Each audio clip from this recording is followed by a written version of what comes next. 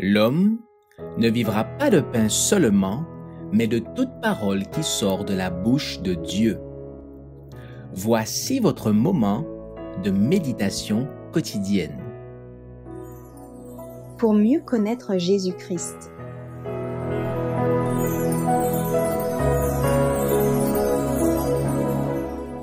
Un exemple de maîtrise de soi, le 13 mai.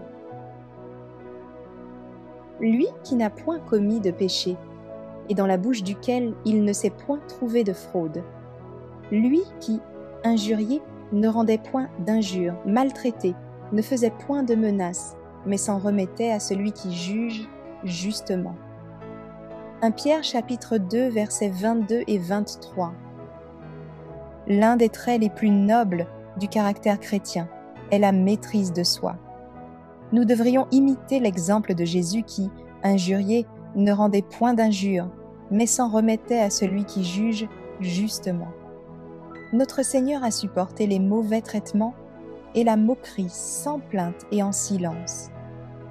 Les cruels sévices d'une foule meurtrière que faisait exulter son humiliation et ses tortures ne purent lui arracher une parole de ressentiment ou un regard d'impatience. Majestueux roi du ciel, il ne pouvait laisser naître en lui un seul sentiment de vengeance. Toute sa vie avait été imprégnée de pitié et d'amour. Il semble qu'il y ait un voile devant les yeux de beaucoup de personnes, car elles n'arrivent pas à discerner les choses spirituelles et ne reconnaissent pas les agissements de Satan qui cherche à s'emparer de leur âme. Les croyants ne doivent pas être esclaves de leur passion. Ils doivent se placer sous le contrôle de l'Esprit de Dieu. Mais plusieurs deviennent les jouets de l'ennemi, parce qu'au moment de la tentation, ils s'éloignent de Jésus.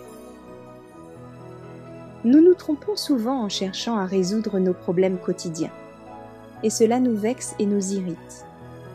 Nous trébuchons contre ces petites difficultés et en faisons des pierres d'achoppement pour nous-mêmes et les autres.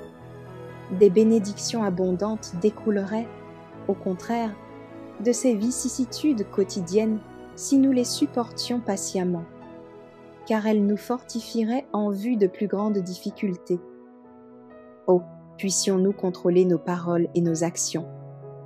Que de mal est fait dans le cercle de famille par des propos impatients, qui incitent les uns ou les autres à d'aigres répliques.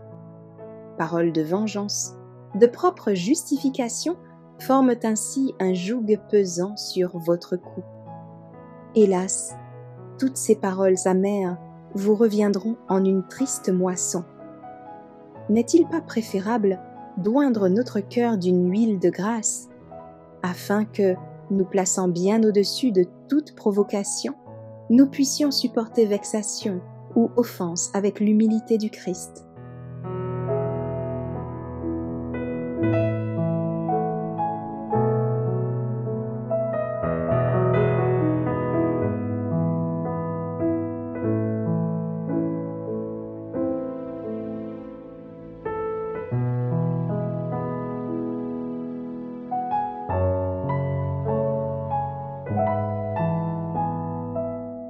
Merci d'avoir écouté cette présentation. Assurez-vous de nous rejoindre demain pour votre moment de méditation quotidienne avec lereste.org.